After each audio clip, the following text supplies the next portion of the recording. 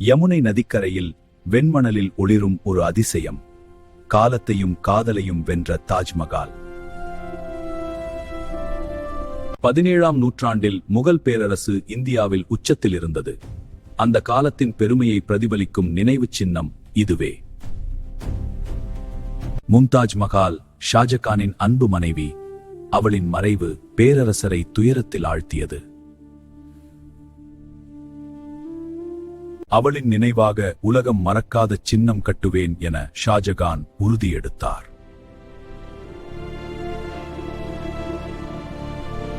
1632ஆம் ஆண்டு கட்டுமானம் தொடங்கியது. 20,000 கலைஞர்கள் இதில் ஈடுபட்டனர்.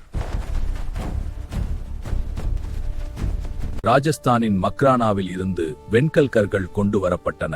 அவை இன்றும் வெண்மையாக ஒளிர்கின்றன. தாஜ்மஹாலின் வடிவமைப்பு முழுமையான சமச்சீரை காட்டுகிறது. கணித துல்லியம் அதன் அடையாளம். 840 அடி உயரம் கொண்ட பிரதான குவியம், வானத்தை தொடும் வெண்மையான அதிசயம்.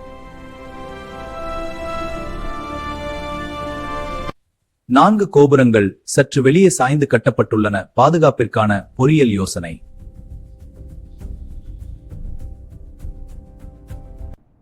குர்ஆன் வசனங்கள் கருநிற கற்களால் பதிக்கப்பட்டுள்ளன.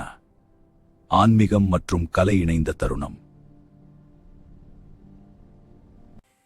சார்பாக் தோட்ட வடிவமைப்பு சொர்க்கத்தின் பிரதிநிதியாக அமைக்கப்பட்டது.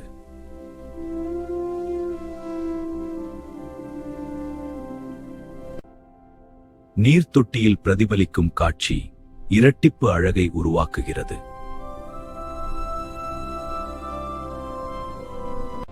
1653ஆம் ஆண்டு கட்டுமானம் நிறைவடைந்தது. 22 ஆண்டுகள் உழைப்பின் பலன்.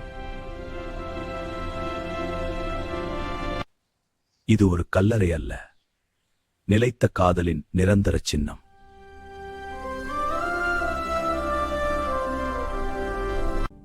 காலப்போக்கில் பல ஆட்சிகள் வந்தாலும் தாஜ்மஹால் நிலைத்திருந்தது.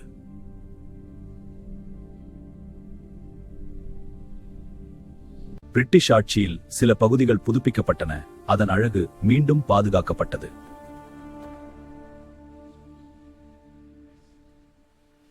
இன்று யுனெஸ்கோ உலக பாரம்பரிய சின்னமாக உலகின் பெருமையை தாங்கி நிற்கிறது.